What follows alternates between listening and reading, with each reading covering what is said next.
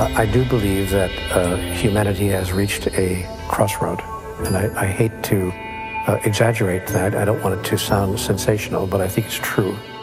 I think our species, the species of human beings, is coming to a place where we are deciding about ourselves. We are making a huge decision about who are we, who do we really choose to be? Who are we? Who do we really choose to be? Who are we? Who do we really choose to be?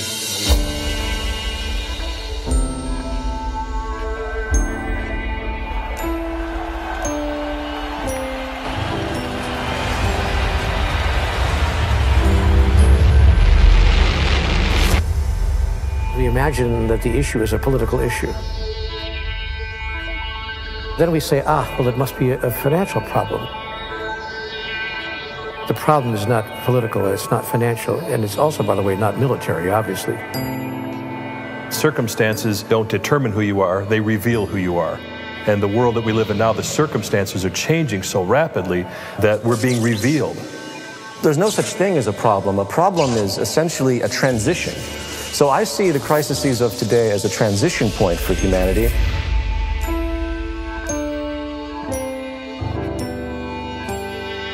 Look down on the human drama and discern through your critical faculties what's going on without judging it. Just discern what is this human drama about right now and what role can I best play in it.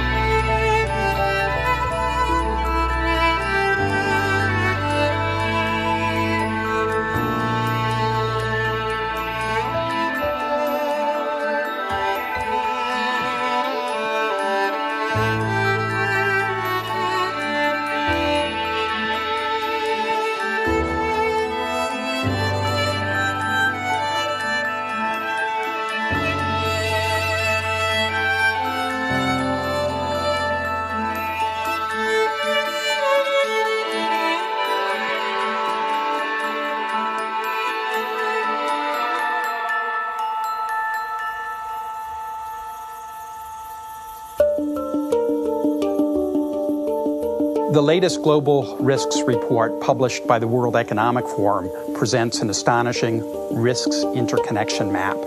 It clearly reveals how all global risks are interrelated and interwoven, so that economic, environmental, geopolitical, social, and technological risks are hugely interdependent. A crisis in one area will quickly lead to a crisis in other areas. The interconnection and complexity in this map, compared to our surprise at the impact and speed of the recent financial crises, illustrates the discord that exists between all systems we've built and shows just how disconnected we've become. Our attempts at managing these systems are fragmented and simplistic, and not up to the challenges that we face today. The way we use natural resources is based on our economic system, which is closely related to our social values, which directly affect our psychological and emotional systems and all our actions. What we see in the world is a reflection of who we are. You cannot separate what's happening in the world and what's happening within people. So we're not just in crisis in politics or in economics. Human beings are now in crisis with themselves. When I studied biocybernetics, it was a wonder to see that the more we delve into nature, the animal kingdom, plant life, ecosystems, we see that everything is interconnected through reciprocal actions, some of which we understand, some of which we still don't. But now, human society is also becoming so integrated that it's like a single closed system that encompasses the entire globe. The crisis we're facing now is actually very unique. We are all closed together in the same system, and we can no longer do whatever we want in it. World leaders, presidents, have lost the ability to manage the people.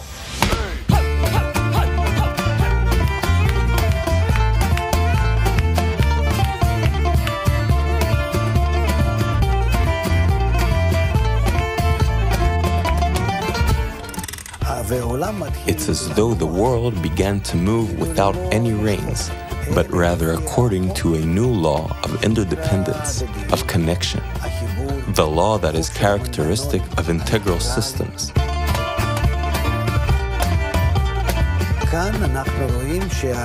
And here we see that world leaders, first of all, they can't even make decisions, whether it's G8 or G20. And even if they arrive at something, they can't realize it.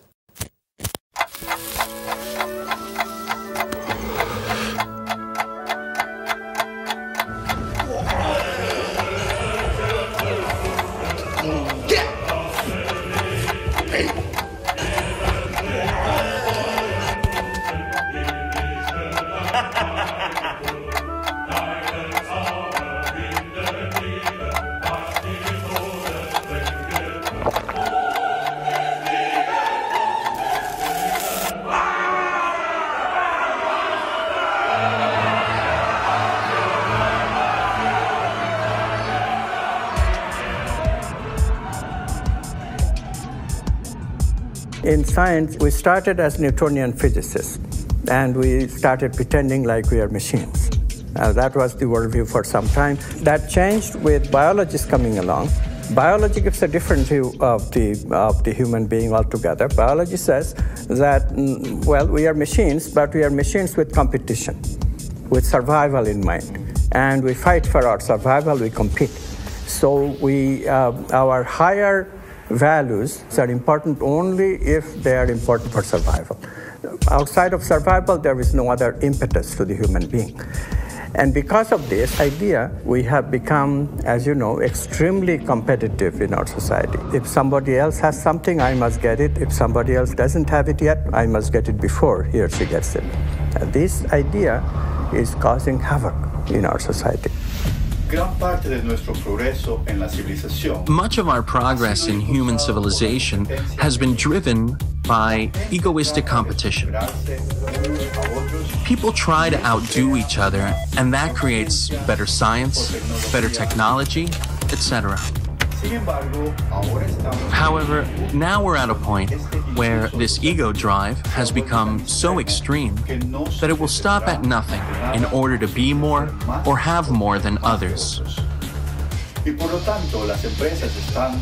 And so companies are destroying the ecosystem, bankers are creating economic crisis, people are building themselves on the ruin of others. Our food supplies are increasingly at risk, water resources are increasingly being strained, and our financial systems continue to be highly volatile and risky. At the same time, we're also discovering how all our systems are connected and interdependent. Clearly, business as usual is a dead end.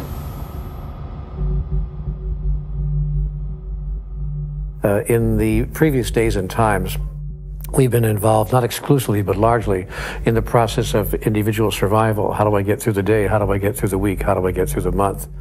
In the 21st century, we're learning now that we can no longer concentrate on individual survival strategies, that unless we begin to coalesce those strategies and learn how we can survive collectively, that no individual is going to survive in the long run. Again, I don't want to be an alarmist, but I realize that we are facing a very critical time now.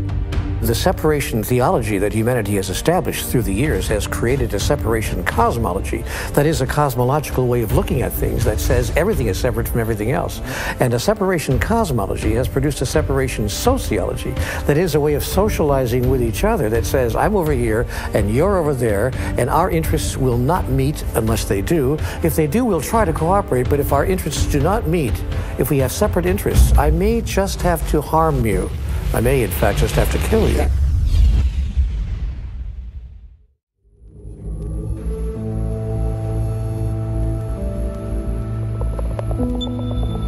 There's an old story, the grandfather who's speaking to his grandson in the lodge, and the grandson comes in and says, I had a dream last night. In the dream, there were two wolves inside fighting, and one was a black wolf and one was a white wolf. And the black wolf scared me, grandfather, and the white wolf made me feel hopeful.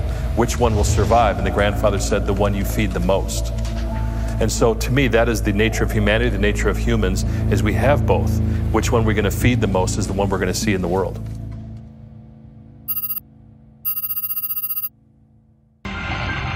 The Ash experiment is one of psychology's oldest and most popular pieces of research.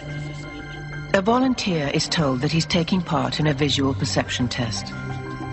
What he doesn't know is that the other participants are actors, and he's the only person taking part in the real test, which is actually about group conformity. Please begin. The experiment you will be taking part in today involves the perception of line length.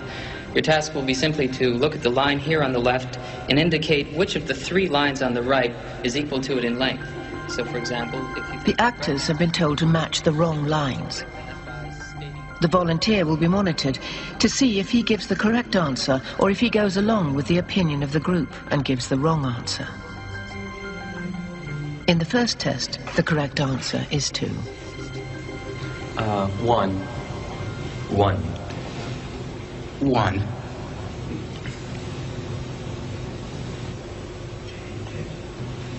2. 1. Once again, the correct answer is 2. 3. 3. 3.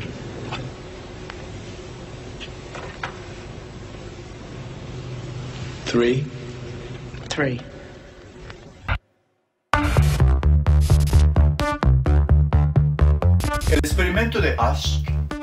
The Ash conformity experiment has been repeated many times.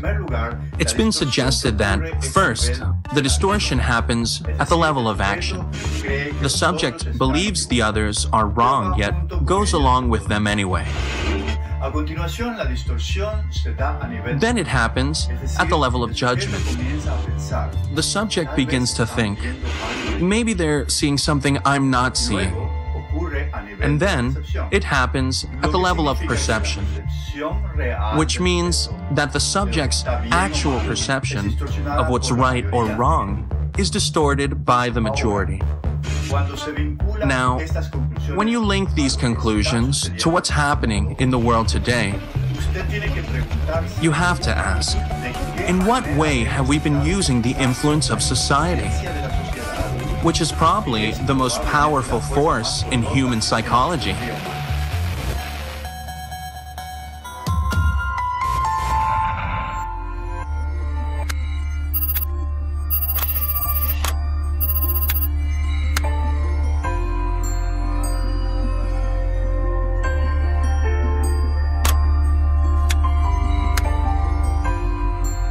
Over 40 years ago, I was cloning stem cells, and one of the first experiments just so blew my mind that it really changed the whole course of my education and my life. I put one stem cell in a culture dish all by itself, and that stem cell divides every 10 to 12 hours. After about a week to 10 days, I have thousands of cells in the petri dish, but what's most important is all these cells are genetically identical to each other.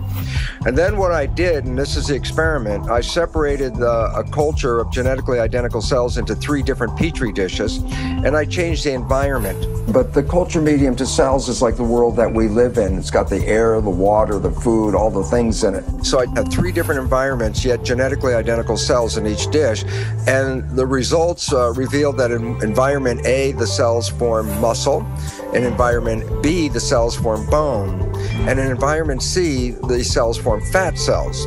What was so profoundly important about this is if you ask the question, what is responsible for controlling the fate of the cells? What the experiment clearly revealed was that all the cells were genetically identical. The only thing that was different from one dish to the other dish was the environment. So while at the time I was teaching medical students the conventional story out of the textbook, the concept of genetic determinism, that genes control our fate and our lives, my experiments revealed a completely different story, and that was, it was the environment that was primarily responsible in shaping the behavior and genetics.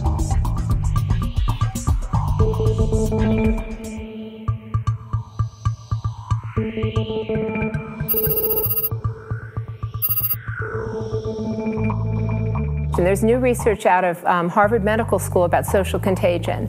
And I think it's kind of obvious and intuitive that you catch the moods of people around you, but now they're finding that people get fat in groups, they get happy in groups, they quit smoking in groups.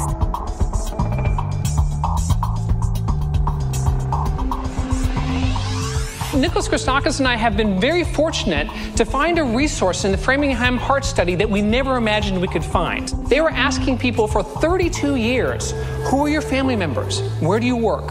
Where do you live? And most importantly, who are your friends? For the first time, now that we have data like this, we are able to get a bird's eye view of networks like the networks that you live in. We had some validated measures of various emotions, including happiness.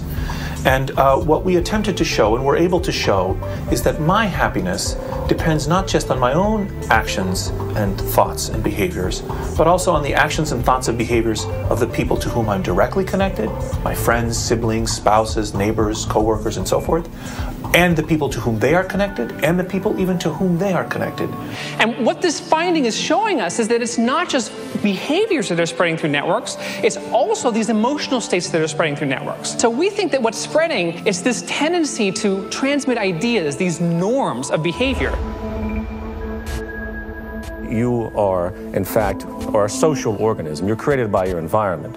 There's no you and there's no me. Once you begin to think about how everything you do has been taught to you one way or another, granted, you're putting things together and you're making decisions, but your decisions are limited to the information that's been given to you and that you've learned. So I'm a walking amalgam of a social engineering, so to speak. If I see myself as separate from everything else, that I could say is incorrect. For example, everyone knows they have to breathe. Through time, people will begin to understand that their integrity is only as good as the integrity of everything else around them.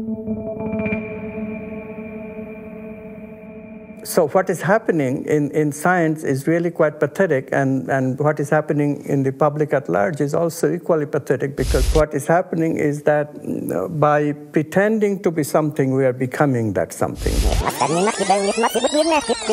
By pretending to be something, we are becoming that something.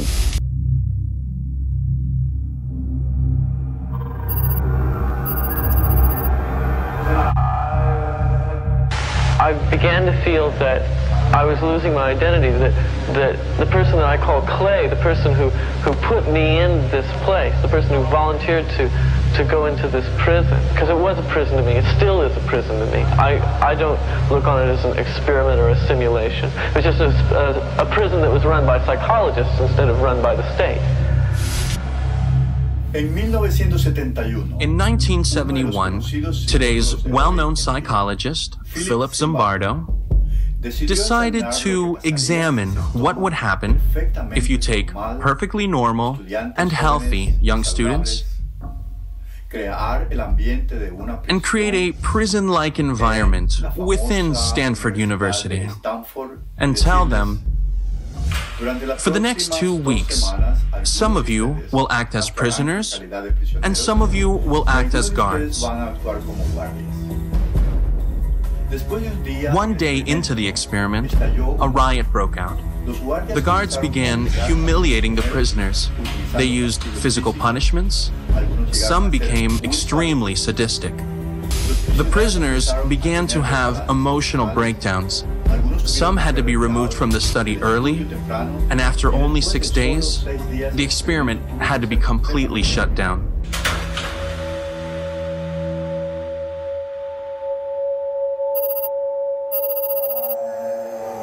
I had really thought that I was incapable of this kind of behavior. I was surprised, even I was dismayed to find out that I could really be that I could act in a manner so absolutely unaccustomed to anything I would even really dream of doing. And while I was doing it, I didn't feel any regret. I didn't feel any guilt. It was only afterwards when I began to reflect on what I had done that this behavior began to dawn on me, and I realized that this was a part of me I hadn't really noticed before. By pretending to be something, we are becoming that something. By pretending that we are mindless matter, we are just material and that's it, we are excluding the finite aspects of life. We are excluding the finite aspects of our experience. And this is very serious business.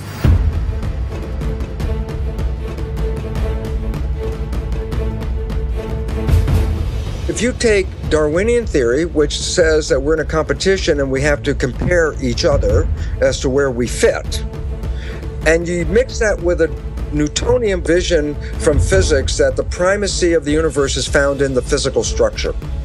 And then you put those two together and you say, well, how do you know where you fit in the Darwinian world? And the answer is, how much material do you own? And so, evolution of humanity since Newtonian times was to extract the material from the planet so that we could have possessions. And that the possessions then were a reflection of where we stand in the hierarchy. If you're very low in the hierarchy of human life, you have nothing. If you're very high in the hierarchy of human life, you have money and possessions and houses and toys and all these things. So then you say, well, then who suffers from all this? Well, there's great suffering at every level, whether suffering in the physical planet or in the human civilization, there's suffering all over. In order for me as a human to prove my hierarchy, I have to extract the material from the planet. So what do? I mine the planet. I rape the planet of all of its possessions so that I can hold in my hand this chunk of gold and say, see how much I am worth, where is your gold?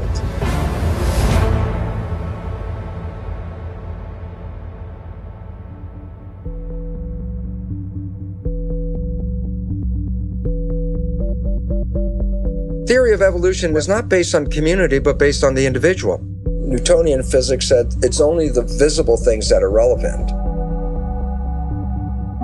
But in a world based on quantum physics, which is based on energy, some of the things that we understand in the nature of energy are emotions and feelings, such as love and beauty. These are expressions of energy. And in a world of quantum physics, we surely emphasize more the nature of love and feelings and energy and beauty and harmony over the money and the material expressions that we look at today. And why is this important? Because then you look at the world and you say, do you want a pound of gold, or do you want to be totally in love in your life?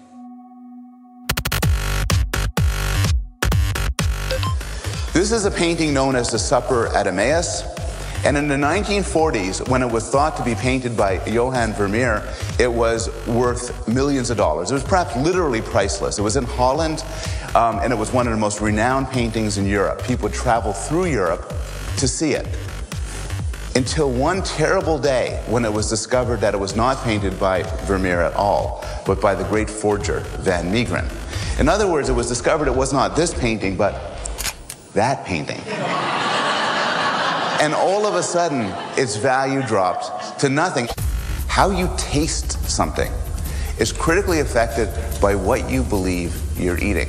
And this shows up in all sorts of ways. One nice finding involves children. How do you get children not just to eat their carrots and drink milk, but after they have the carrots and milk, to report that they tasted good, better than your normal carrot, better than your normal glass of milk? It's actually terribly simple to do this. This was done in a study a couple of years ago. You take them out from a McDonald's bag. They get people into a brain scanner, and as they're lying on their back, there's a tube going into their mouth, and they get to drink wine through the tube while their brains are being scanned. Above them is a screen where they can read information about the wine that they're drinking. Everybody drinks the same wine. If they think they're drinking the cheap stuff, they'll report, it doesn't taste so good, and they have a low-level neural response. If they think they're drinking 200 out of a $200 bottle, they say they love it, and the pleasure centers of their brain light up like a Christmas tree. This is John Cage's work. It comes under different names, but it's often called 4 minutes, 33 seconds, because it was a famous modern performance where the pianist is instructed to sit at the piano and be silent for 4 minutes and 33 seconds. Now, as you can imagine, this is fairly controversial, whether or not this is brilliant or just ridiculous. But my favorite fact about this is you can go onto iTunes and you can buy for $1.99 the entire thing of 4 minutes, 33 seconds, which is, of course, silent.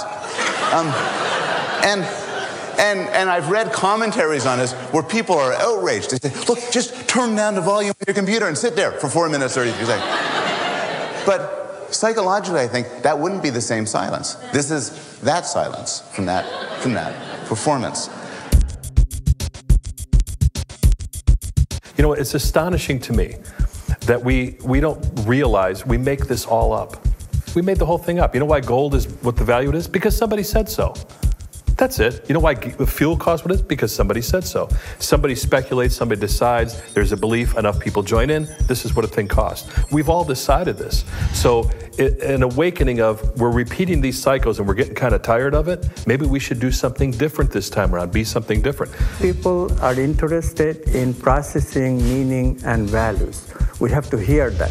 It's the society, the media especially, that puts ordinary people into this vain search of material goodies. Yeah. People didn't live this way even 50, 60 years ago. You know, this is just a very recent phenomenon, that if you have, instead of one cell phone, two cell phones in two pockets, then somehow you'll be better off.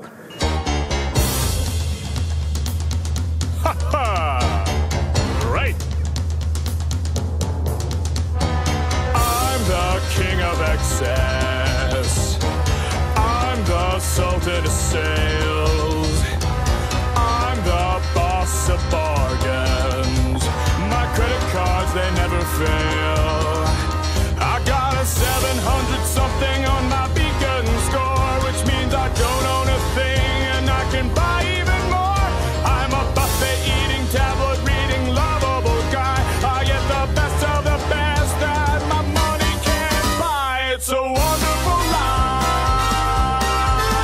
It's a wonderful life with my red-headed wife. It's a wonderful life. The average U.S. person now consumes twice as much as they did 50 years ago. Ask your grandma. In her day, stewardship and resourcefulness and thrift were valued. So how did this happen? Shortly after World War II, these guys were figuring out how to ramp up the economy. Retailing analyst Victor Lebeau articulated the solution that's become the norm for the whole system.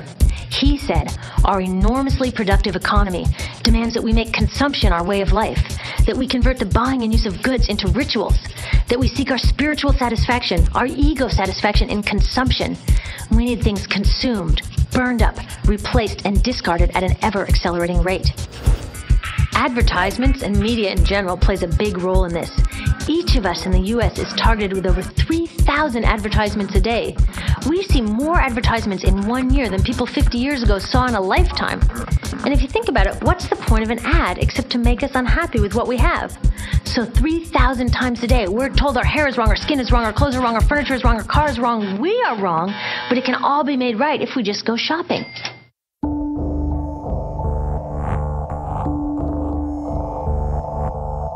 Mr. Rogers, who was the TV guy here in the United States, said the space between the television and the viewer should be sacred.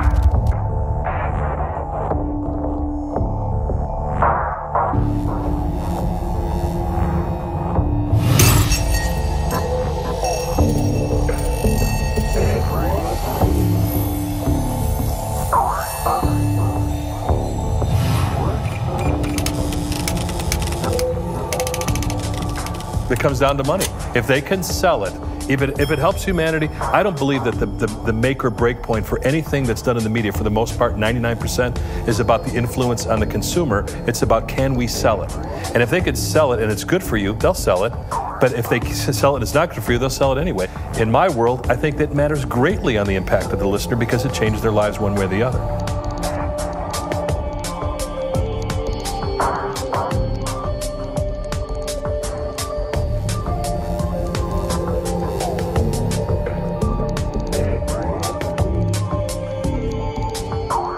Part of the problem is people are too focused on their own little world, their own little lives, what it is they want to accomplish, when in fact there's really nothing you can accomplish that feels quite as happy as doing it with other people. And so I think there's been too much of the entrepreneurial greed, me focus in the last few decades. And I do think that people have become aware that we're becoming more unhappy, not just in the United States, but all over the world. Depression rates are rising faster.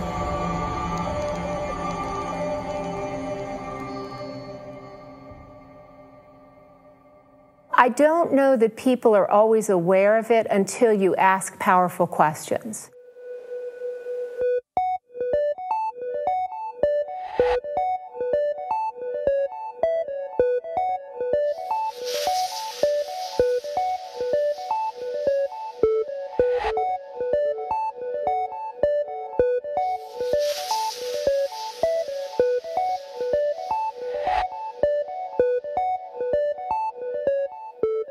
And the research is so interesting on this that if you ask college students what they aspire to, they talk about money. But if you ask them what the best thing was that happened to them in the last month, they mention experiences with other people.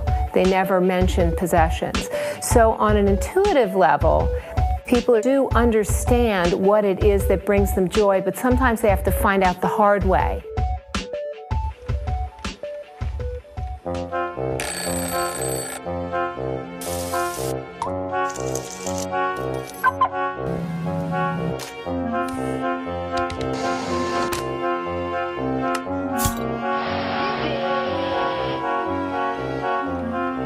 So we're in this ridiculous situation where we go to work, maybe 2 jobs even, and we come home and we're exhausted, so we plop down on our new couch and watch TV, and the commercials tell us you suck, so you gotta go to the mall to buy something to feel better, and then you gotta go to work more to pay for the stuff you just bought, so you come home and you're more tired, so you sit down and you watch more TV, and it tells you to go to the mall again, and we're on this crazy work, watch, spend treadmill, and we could just stop.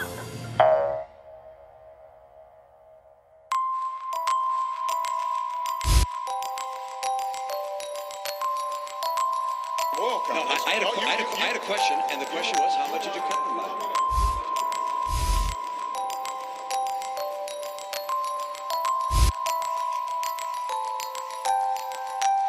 We have actually produced more oil. No. How much did you cut licenses and permits on federal land?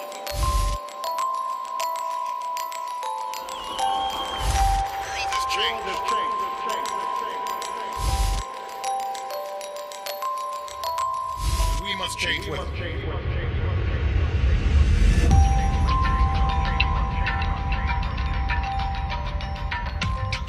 I have written an open letter to President Obama, reviving that slogan. You know, during the Clinton presidential campaign, they had a slogan called, "It's the economy, stupid."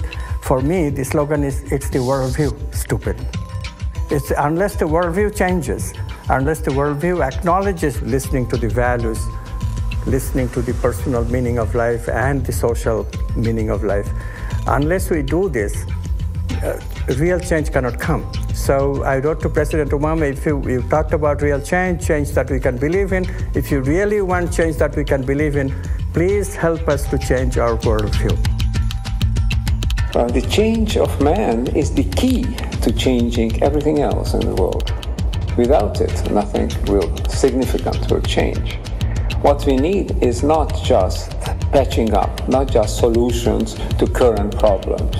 What we need is a transformation, a fundamental transformation, which means a change of values, the change of thinking, change of consciousness, change in the way the human being thinks and acts.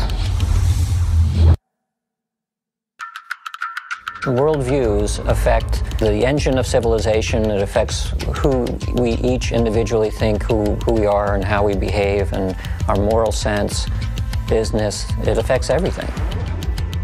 An experiment was done by 2 social psychologists where they did the following. They took a bunch of students and they had them read one of 2 passages. One of the passages was description of who we think we are. And the key phrase in this paragraph was, "You're nothing but a pack of neurons," that were basically all material substances, in which case everything you think you are, all of your thoughts and emotions and all of your interior life is nothing but a pack of neurons. And then they gave the students the opportunity to do a couple of experiments where they could cheat if they wanted to. And what they found was that the students who read the passage, "You're nothing but a pack of neurons," cheated significantly more. If your worldview says that there is no inherent meaning in anything, and ultimately the universe is a pointless object, and when you die you're dead and there's nothing else going on, then it changes your sense of, how do I need to live right now? Well, I should get everything I should get right now. I should cheat if I have to. Whereas if we had a different model, which said maybe you're part of some gigantic living system with some kind of inherent meaning and all the rest. It could have consequences not only for yourself, but for your loved ones and everyone else. All the problems that we're facing right now, they're not problems. They're actually questions. Who are we? Who do we really choose to be? How do we choose to relate to life itself?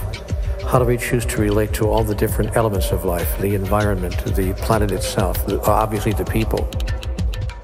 Why are we here, and where are we going from here? What is the meaning of my life?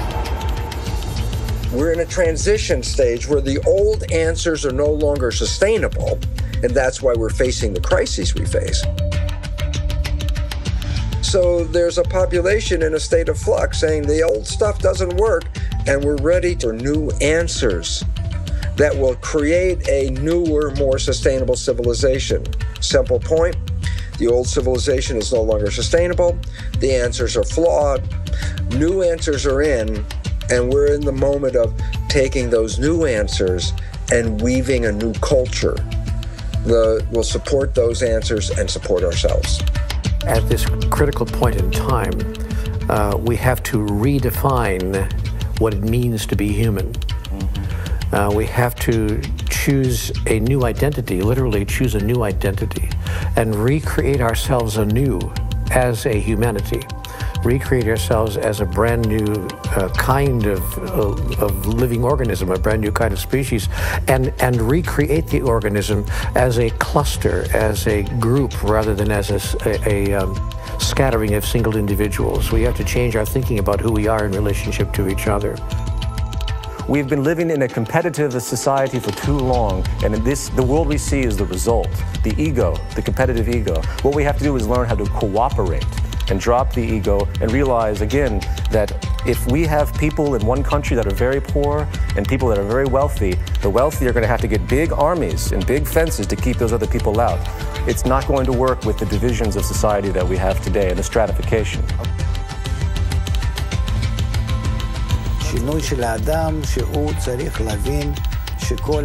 Man has to go through a change to realize that his life should be lived for the unity of mankind, and that we're all like one man and one heart, and we're sharing that desire, sharing that thought.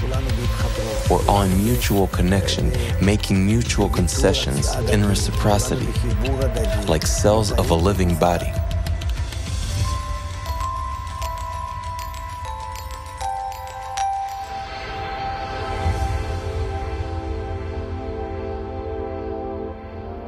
It's so simple, but we make it so difficult, and it's these hard things, these challenges, these horrible things we see are there to urge us to be better than we are. And I think until we start seeing that, they will continue, no matter on all levels.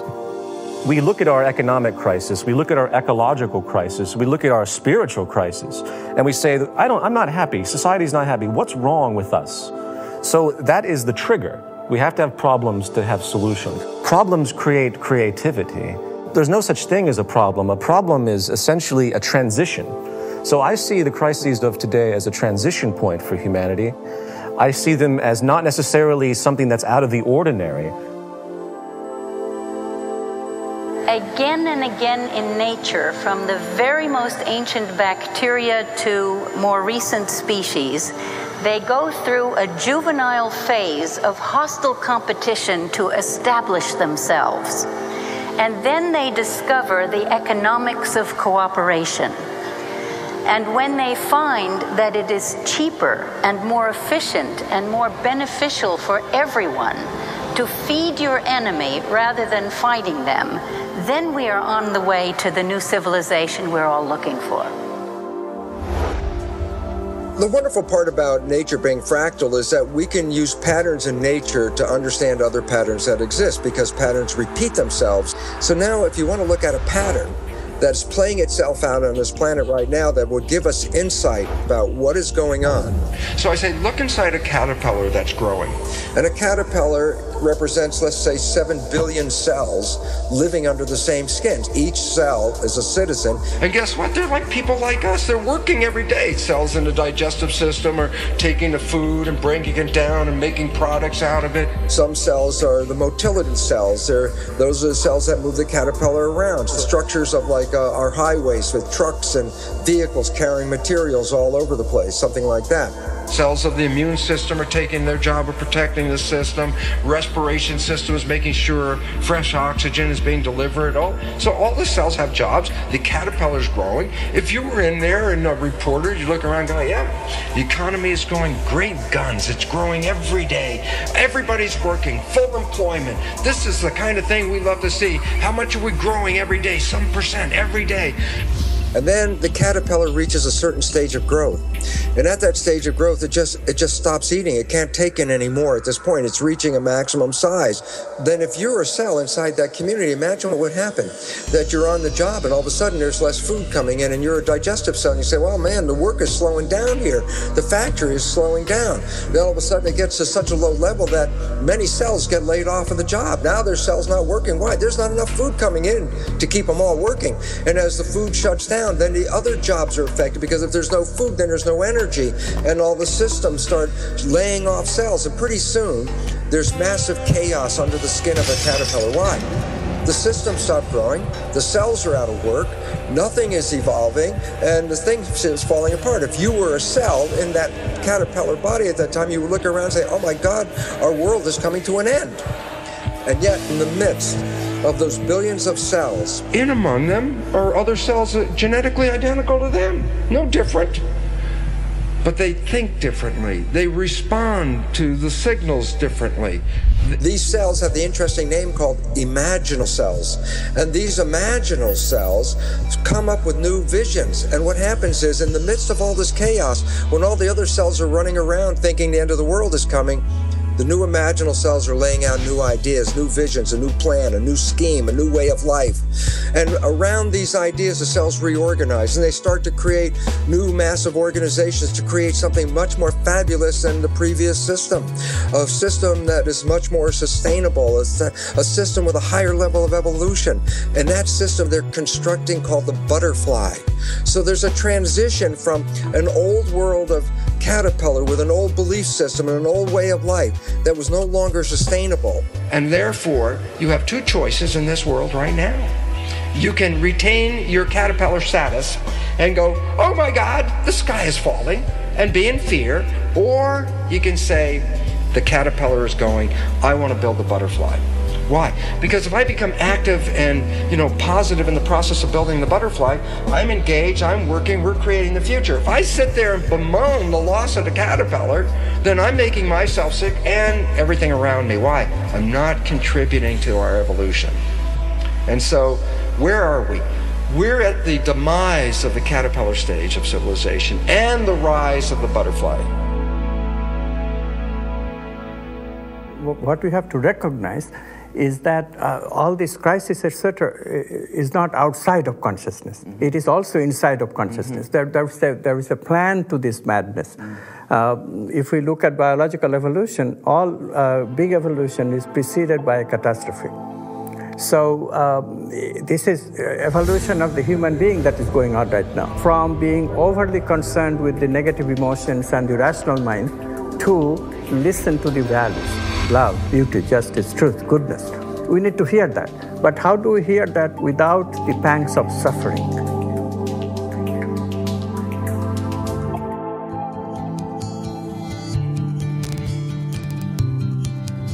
I believe the issue is how can we cause the largest number of people to understand that we are in fact all one, to understand our unity. The environment has to be changed so that we are supported in a way where we respect each other, while our value systems have to understand that we cannot survive any longer through our logical reasoning with the competitive mentality that's been perpetuated for so many generations. If the environment continues to reinforce this selfishness, it's going to be that much more difficult to climb out of it.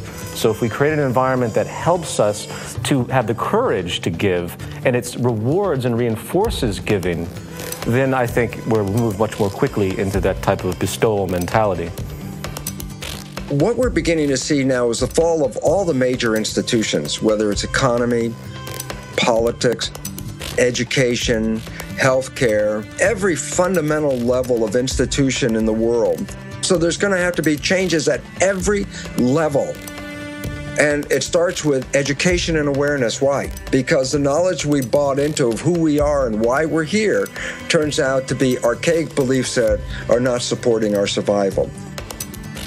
We have to go from our old limiting beliefs that brought us to the current state of the world, rewrite those beliefs so that as we take the next step forward, we do so with new awareness, new power, and a new understanding of where we want to go.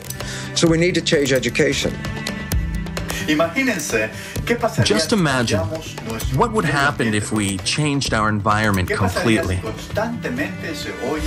What if we would constantly hear in the news, through art, entertainment, advertisement, that we're all interdependent, that we're all interconnected as one integral system? How would our world look like? How would you relate to all the others in that system? You would suddenly begin to feel that you relate to others as somewhat close to you. You will be less concerned about how do I exploit the other, how do I manipulate others, take advantage of them. You'd begin to see that the other person is somehow close to you. You'll have some affinity towards the others, like they belong to you. You'll start considering them just like you think about your children or your family. You take them into consideration when you think about doing something in life. You think, how will it affect them?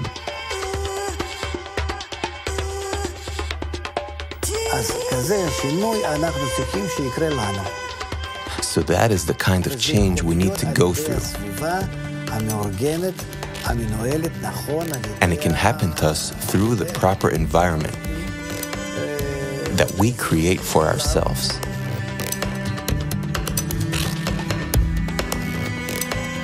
Well, we have these negative emotional brain circuits of competitiveness and greed and jealousy and anger and what have you, but we can also create a reality in which we make positive emotions for ourselves and in our relationships, and we can create positive emotional brain circuits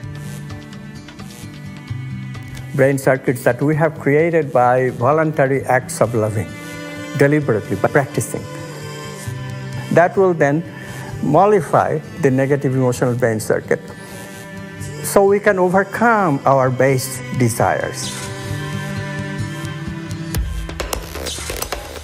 We began to think of emotions as having a kind of collective identity, as if they're emotional stampedes in human populations, a kind of a quiet riot that is just below the surface at all times. Because when we mapped this network, we were able to find clusters of happy and unhappy people in the network, and we were able as well to show that happy people are able to influence others to become happy, and that happiness can spread from person to person to person to person. And it's this kind of view of the human superorganism that has really started to change the way we think about ourselves as human beings. We are connected. We are connected in ways that these other social species are, like schools of fish and flocks of birds.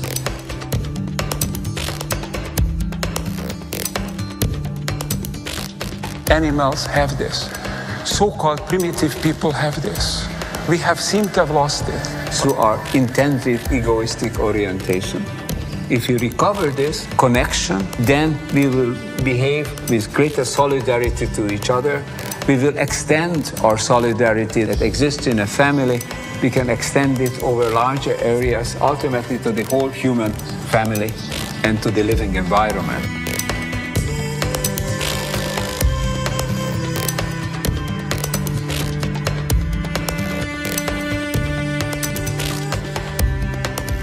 We can encourage people in all walks of life, in all kinds of organizations, to come to the notion of true global family and implementing the kind of world we really all dream of.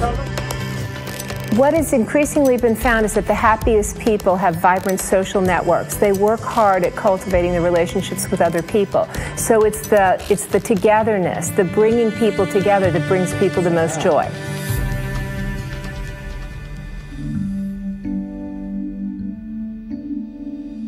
In some ways, science has always recognized that everything is always interconnected. But everything is also interdependent. And you can't study everything all at once. So science has been very good at sort of slicing up the world into little pieces and then diving deeply down each little piece, and that becomes a discipline. And it's very easy to forget that that piece actually is still connected to everything else. We conveniently forget it, which creates something which is ultimately a whole system, but it becomes fractured. It may be that some small percentage of scientists are naturally drawn to this idea of how does the thing that I'm studying fit in a larger context? And so for scientists who think about that, they eventually get to the idea of, if they push it far enough, that the universe is really just one big thing. We ask the question, why are we here as human beings? The answer is then left to something as simple and disastrously bad as, there's no reason for us to be here. We're just accidents of genetics, and therefore we could do anything we want because we weren't intended to be here in the first place. So we have a pretty big disregard to our relationship and the world around us and the nature that we live in, because we believe that organisms just got here by accident. When you look at the planet Earth, you find that we live in a very narrow zone that supports life.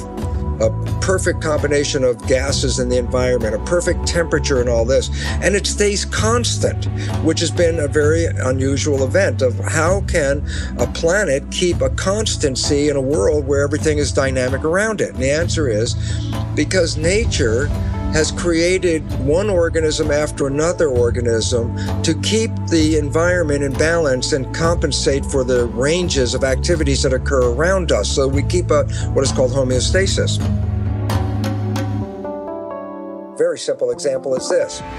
When the world was primarily plants, the environment, which had carbon dioxide and some oxygen in it when they first started, later became depleted of carbon dioxide, and oxygen increased because the plants were using the carbon dioxide continuously and releasing the oxygen continuously, and the balance shifted. And there was so much oxygen on this planet that the planet was flammable. So at times, lightning strikes would hit and burn up all the oxygen and burn up the planet. Life was not sustainable. So nature created a balance. And the balance was called animals. Animals breathe in oxygen and release carbon dioxide, which is the complete reverse of what the plants were doing. So why is this relevant? Because when you put animals and plants in the same environment, as the plants take in carbon dioxide and release oxygen, the animals take in oxygen and release carbon dioxide. This creates a cycle and a balance and harmony. So animal introduction was not just a random event. It was required to keep balance in. Now look at life as a seesaw that goes up and down. And I go like this. As I put one organism on one side, it throws the balance off and tilts the seesaw this way. So nature puts another organism on this side to bring the balance back. So I said, where are humans in this seesaw? And why is that important? Because humans have so much power that if we're not clear of what we're doing, we can take the seesaw and put a little weight on one side and shift the entire balance of nature. And then we have to learn to come back and shift the balance back again. Well, without our awareness of how we fit into nature, we lost sight of the fact that every other organism has been involved in keeping the environment more stable. We weren't to manipulate the environment.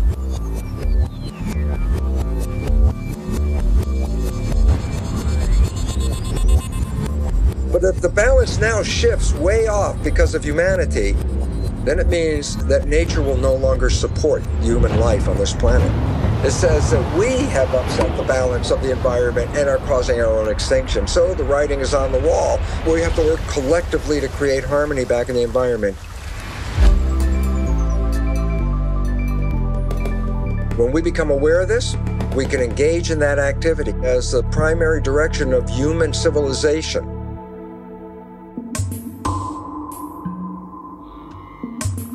can we as a global tribe get our act together fast enough to be able to change our behavior, our collective behavior fast enough? There is a great potential, because it's not that if everybody has to change at the same time. What we talk about is a critical mass. You don't know how many people have to change for it to spread. But the fact is that when people begin to think differently, begin to act differently, that has an effect on others, it spreads. Scientists at RPI have found that when just 10% of the population are deeply committed to an idea, their idea will always be adopted by the majority of the society. Now, what's interesting is their mathematical model shows that it's like a spontaneous leap. That is, below 10%, there is no visible progress. However, above 10%, the idea spreads like wildfire. I don't think it's going to occur first on the whole among the leadership, neither political nor business leadership. I think there are always exceptions, and there are very enlightened political leaders, the enlightened business people.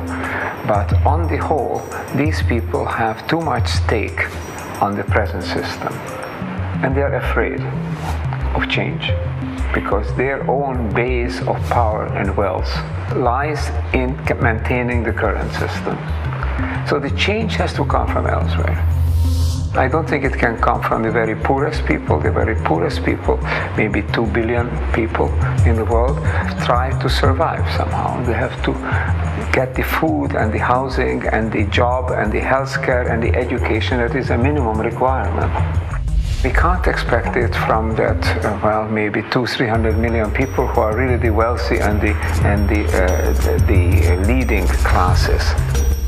It has to come from those who are in between, who have a choice, who are becoming increasingly concerned, and who know that something needs to be done, and the hope is that they will wake up.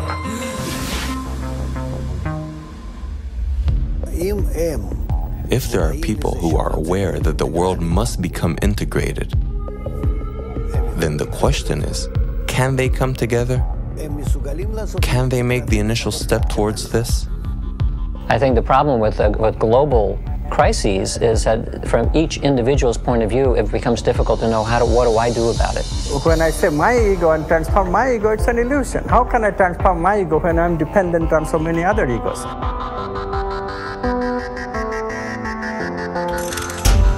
So because of the efforts of a few, changes will start occurring. How? Because the pressure, evolutionary pressure, is acting on everybody. It's just that they don't have the right context. All they need is a trigger.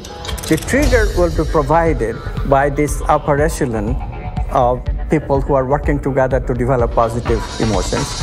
So they affect a much bigger number than is indicated by the little community that started it. So one little change in one little community can affect a much larger human community, and the interconnectedness that we have through the internet, interconnectedness of the ego, all of a sudden, without even knowing that it is doing so, will change and establish itself, and therefore changes can come very fast.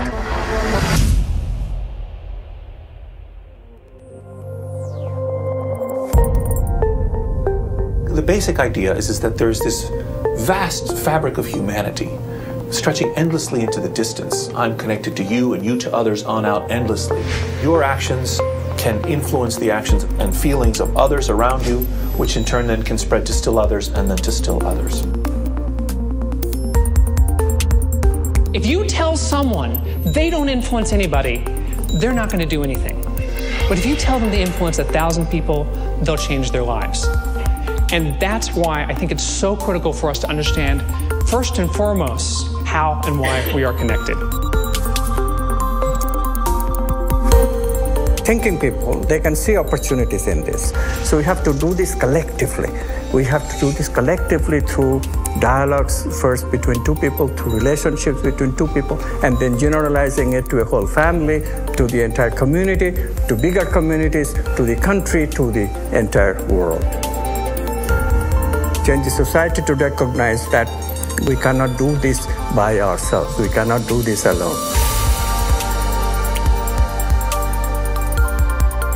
It's actually very simple what we have to do. It's just getting people to identify with it and see the benefit of what that offer is, the offer of working together, and how cataclysmically better life will be, right? Materially and spiritually. So. The lack of connection between people causes all the sadness in the world. No question about it. We are at crossroads, and it's not going to be decided by fate. It's not a destiny. We are at a point where the future of humanity is going to be decided by how people think about it today and how they behave. Awareness, awakening, these are the key terms. We have a chance to change. One thing we have to recognize is that to change is no longer a question whether or not. Change is coming.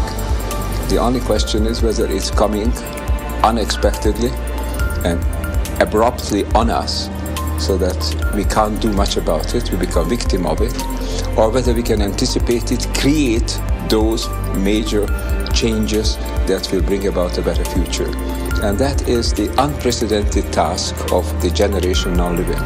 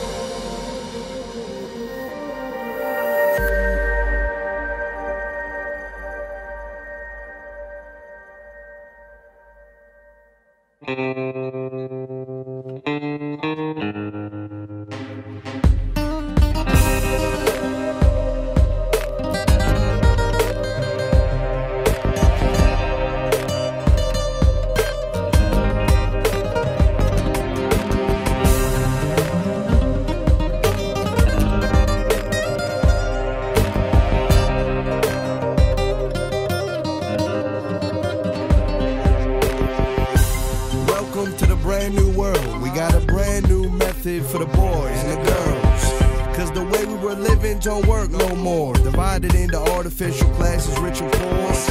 Individual success at the cost of others. It put us here, where it's brothers killing brothers.